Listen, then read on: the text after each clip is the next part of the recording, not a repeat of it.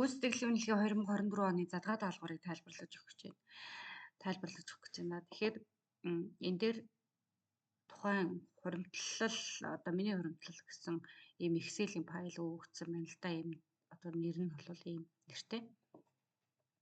За сарын хувьд болохоор юу гэхээр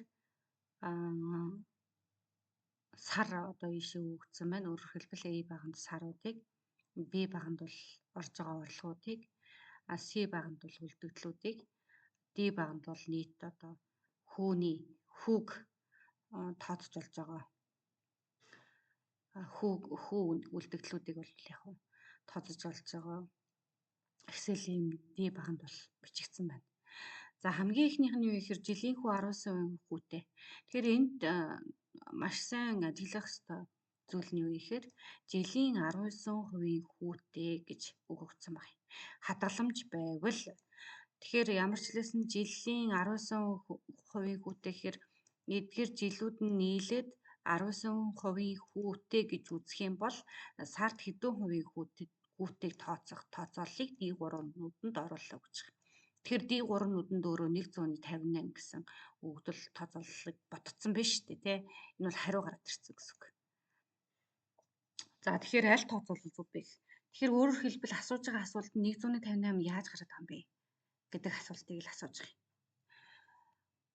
Сайн уншаад дахиад уншаарай. Жилийн 19% хүүтэй хадгаламж байвал сард хэдэн хувийн хүүтэйг тооцоолох тооцооллыг D3-нууданд оруулав. D3-нууданд тооцооллыг оруулсан. За тэгэхээр хамгийн эхлээд бидэрт өгөгдсөн тоо бол 19% гэдэг өгөгдсөн жил. Тэгэхээр нэг жилд хичнээн одоо би сарыг хэдэн сар гэсэн биз дээ тийм үү? Хэдэн сар гэдэг вэ? Тэгэхээр жилд 12 сар гэдэг. Тэгэхээр би үүнийг бол яг нэг сарыг тооцож олохын тулд 19-ыг хуваах нь 12 буюу энэ хариу зөв байна шүү дээ. Энэ хариу зөв байна тий.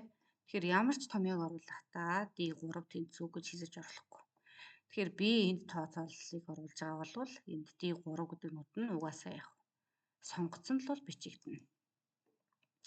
За дараагийнх нь болохоор юу гэхээр 19-ыг хуваах нь 12 гэд ингэсэн ба шүү дээ. Хамгийн ихнийх нь бол тэгэхээр 19% хүүтэй хүүг 12-доо хуваах юм бол 1 сарын хүү гарна. Гэтэ 100 бол яг ямар ч үржих шаардлагагүй. Энд мөн адилхан 19-ыг би хизээч яг 100% гэж үзэхгүй. Тэгэхээр энэ жил гэж байгаа юм чинь яг 19-ыг 12-доо хуваачих юм бол миний жилийн 1 сарын хүү бол гараад ирнэ. Энэ л тэгэхээр яг буруу тооцооллоо нэ. Тэгэхээр зөв хариу бол 2 гэж хэлсэн тийм ээ.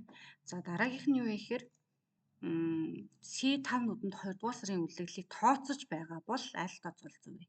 Дахиад C5-нууданд 2 дугаар сарын үлдэгдлийг бид нар хариу гаргаад авсан баг. Тооцож байгаа бол гэвчсэн ба шүү дээ, тооцож байгаа бол. Тэгэхээр өөрөөр хэлбэл D5 C-ийн 5 гэдэг нүд нь хаана байгаа вэ гэдээ харчих. C-ийн одоо 5 гэхээр энд биш дээ. Энэ тоо яаж гарч иж байгаа? Энэ тоо яаж гарч иж байгаа вэ гэдгийг би бодож олно гэсэн үг. За тэгэхээр одоо харъя. Мэдээж үлдэгдэл гэж байгаа юм чинь би яах юм? Энэ үлдэгдэл мөнгө тэрхүүгээ нэмээд хамгийн ихний орлогоо 2 сарын орлогоо нэмчихлээр энэ гарч ирнэ. За одоо бүгдээрээ харъя. Энэ дандаа мууж одоо нүдний аюудаар хэлнэ те. C-ийн 4 байна. C-ийн 4 дээр нэмэх нь D-ийн хэд байна? Энэ дээр D-ийн 4 нэмэх нь B-ийн хэд байна вэ?